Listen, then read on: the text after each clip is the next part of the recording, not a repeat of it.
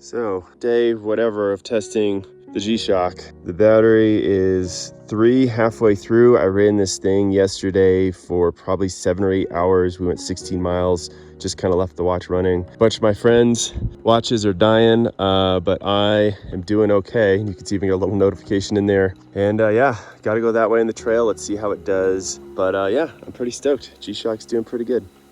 Hey guys, Coach Nate here, excited to talk about the Casio G-SHOCK GBDH1000 GPS heart rate monitor. This thing is solar powered. There's a bunch of very cool features in it. As you can see, I have been testing it in some pretty gnarly conditions. But before we get into first impressions, training with it, final thoughts, let's dive into the specs. Hey, if you're new to this channel, remember you are a runner too, and you need the gear, the gadgets, the shoes, as well as the training know-how to earn your miles. So consider subscribing to this channel so you don't miss any videos we drop each and every week. So let's get into the specs of the GBDH1000 watch. I have the white band with these sweet little lime accents. I think there's an all black one you can do as well.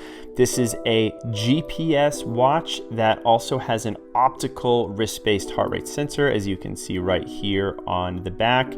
This is its charging port, which is primarily for the heavier duty stuff. When you're doing GPS tracking and heart rate stuff that uses the battery more, you charge here. And then it also is charged by the sun for daily use, which is really, really cool, which means that you could run your phone, your battery down a little bit, turn your GPS off, and still sort of know what's going on and what you're doing. It also has things like a compass and altitude and barometer. So if I go through here, you can see the compass, which is kind of cool as I kind of go back and forth this way, which I really, really like. It has a soft urethane band for quote unquote better fit. This isn't the softest band that I've seen on watches, but I kind of like the feel of it. It felt pretty darn good. And it has this high def LCD screen and a powerful backlight that works really well. Like I could look at it and see the screen in multiple light angles with sunglasses on. And of course, hey, it's a G-Shock. It's pretty darn bomb-proof.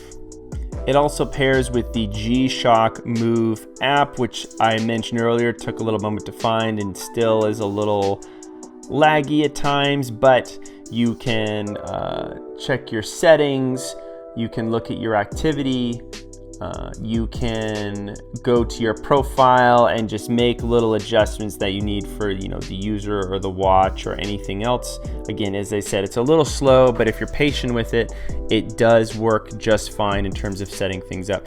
And the watch is using your GPS speed data and your heart rate data to measure things like your fitness load and even your VO2 max as a way of tracking your fitness as you go. You can also use this data to spit out training plans for yourself. I haven't used that feature yet myself, but it is something that you can play with if you're looking for an all-in-one watch and training program option. So first impressions with this thing is that this is a good looking rugged watch. I remember the G-Shocks and I'm really excited that they're not only pushing out of just the wrist watch category, but delving into the world of GPS tracking, heart rate, and adventure. True to G-SHOCK's word of being this larger, rugged watch that just sits big on your wrist, is it's heavier. This isn't just my skinny little runner arms. Man, I've gotten a kettlebell recently, but I can tell I'm still building back up. But I noticed compared to the Polar watch that I run with a lot, this felt heavier on my wrist.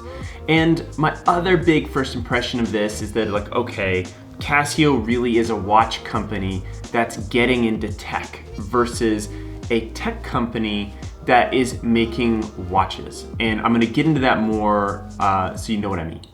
So what do I mean by that? Well, most tech companies will try to minimize the friction it takes for a new user to get on their product and to start using it immediately.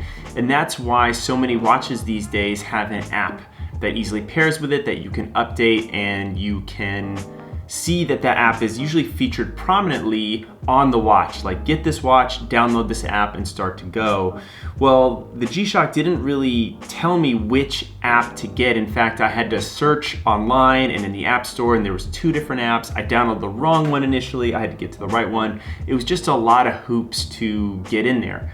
I eventually did get in there, and the app does work, but it's a little laggy, it's a little buggy. It just took a moment to pair. I had to delete it and add it on again. It just a few more ponderous steps just to get things going, but eventually it did finally work. Now, another example of that, first-time user experience is what the little startup guide manual says. Normally we're looking for something that's simplified, that's bright and friendly and approachable, so you'll actually use the darn thing. Right now with Casio, we're getting something that's probably what is a little old school in terms of what you would expect from, say, like a watch company. This dense little recycled paper booklet with really, really small text that is not the most friendly thing to read off the bat, especially as I was thumbing through this thing to see if there's any information on the app. But again, you could start to use the watch and start to get going, but it just felt a little clunky at first. Now, as I mentioned in the specs, one of the things I was really excited about was the solar powered feature of this watch, which really is great for powering kind of the everyday use, the watch face, just making sure all the basic features are going. And when you do tap into the GPS and the heart rate, you're able to recharge with this cord again. Every watch company has their own unique cord, their own special flower. If you lose this thing, good luck trying to get another one.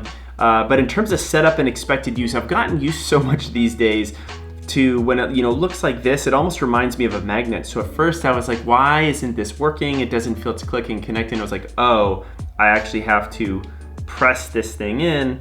And once I pressed it in, worked just fine. And it actually charges up pretty darn quick. In terms of the screen itself, it reads pretty well. As you can see, I'm kind of moving this around in different lights and you can still read the numbers pretty well. You can't tell right now, but it's got a good backlight that holds for a couple seconds. It doesn't have a touch screen. Casio is doubling down on this being a rugged experience with this gnarly screen that can just handle a lot of impact. So I have to just reorient myself by hitting mode to rotate through the different features on this watch, as well as changing my display, starting and stopping things with this button, hitting the lap or back button that way. So only a few buttons, takes a few minutes to spin up, but not as immediately intuitive as the touch screens we've now become used to. So I took this on several runs and on a backpacking trip up in Tahoe. I also wore my Polar Vantage V watch just as a comparison, just to test accuracy and to see how things were. Most of my runs were within 1/10 of a mile of each other, especially over 7 and 10 miles. So I thought that was well within margin of error of most GPS devices. In fact, I can run the same run multiple times with my Polar watch and it'll measure slightly different distances. You all know how that goes. So I felt pretty confident in the accuracy of the watch. The heart rate was as reliably unreliable as I have experienced in other watches. As you've known from me, the optical heart rate technology is okay. It's not great. It's just sensitive to temperature, skin opacity, hair on your arm, the position of the watch. If it moves a little bit, you'll start to get some really weird heart rate data. So I just don't really rely on that yet. And the other thing I noticed is that this watch is heavier. It's got a little bit more bulk and I could really feel the difference from one wrist to the other wearing this thing. I also noticed that this watch doesn't have a multi-sport mode, which isn't a huge deal, especially when you're tracking different things. It's just kind of nice to be able to differentiate, your bike rides from your runs, or say you're a triathlete and you want to, measure your swimming as well. And it kind of plays into the other component where, for those of you who do like to have those foot pads or those other sensors integrated in with your watch, whether that's a stride power meter or something that helps with your swimming, or even meters that measure your cadence on your bike or your power on your bike, this doesn't have any pairing capabilities with those outside sensors that I could tell. Now, I know it sounds like I have been a little critical on this watch and I've just been kind of hammering all the things it doesn't have or it's a little clunky with, but let's talk about one of the things that it is a home run slam dunk on, and that is the battery life. I literally first charged this thing 2 weeks ago and I haven't had to charge it again. Think about that for a minute. That is absolutely crazy in the day and age where we're constantly charging our new devices all the time. I've done multiple 7-mile and 10-mile runs. I took it on a weekend backpacking trip where I had GPS running like 7 or 8 hours one day, 5+ hours on the next. And all my friends' watches died, but mine kept going. So I really like that feature, especially for doing more adventure-y stuff. I also liked this compass and altimeter feature that were just kind of easy to see. And I may not use it on my training runs or my interval runs, but it was really fun when I was up in the mountains trying to figure out how high I was and the direction I was going in. I also love how this thing is really like a rugged, durable watch and not a fragile mini computer that's gonna break. I like to lift. I like to swing kettlebells and do different kind of kettlebell cleans where I've got, kettlebell on the outside of my wrist.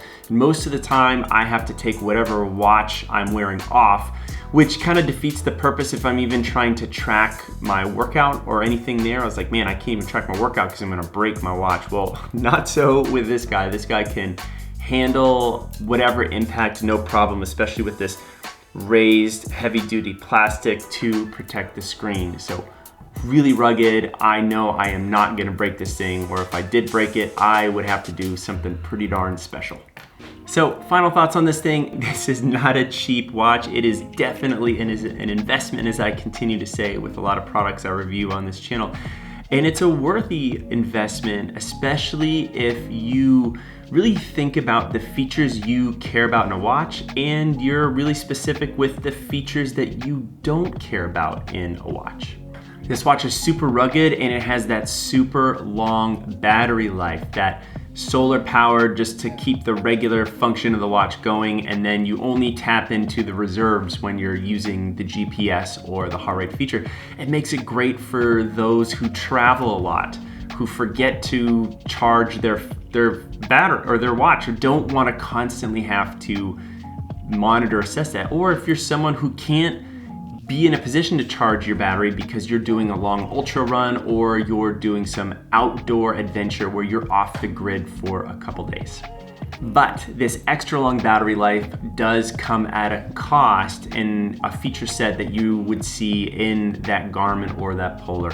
You don't have a color screen. You don't have a touch screen that is easier to navigate. You don't have multi-sport mode that pairs with other Bluetooth ready devices, making it a little bit more limited in what it can do. And while there is some recovery and VO2 max data that they're trying to put in here, the feature set seems a little limited from the type of sleep tracking you can do with those other watches that are starting to measure resting heart rate variability, how restful your sleep was, which are great features, but admittedly suck a lot of battery life in the process.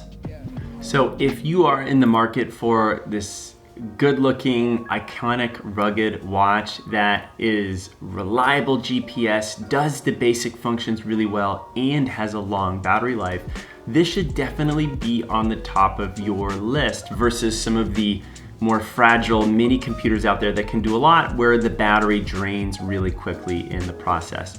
I know for me, when I travel, when I hit the mountains, when I'm off the grid for a couple days, this is definitely going to be my training watch of choice. However, if you want to continue looking at other watches, check out this video playing over my shoulder. I dive deep into the Polar Vantage V. I go into things I like about it as well as the things where that watch is limited in and of itself. So good thing to consider before making your final decision, because I'm gonna keep filming. I'm gonna keep reviewing all these awesome watches and shoes that come my way. You keep earning your miles. I'll see you in the next video. One of the more exciting things, one of the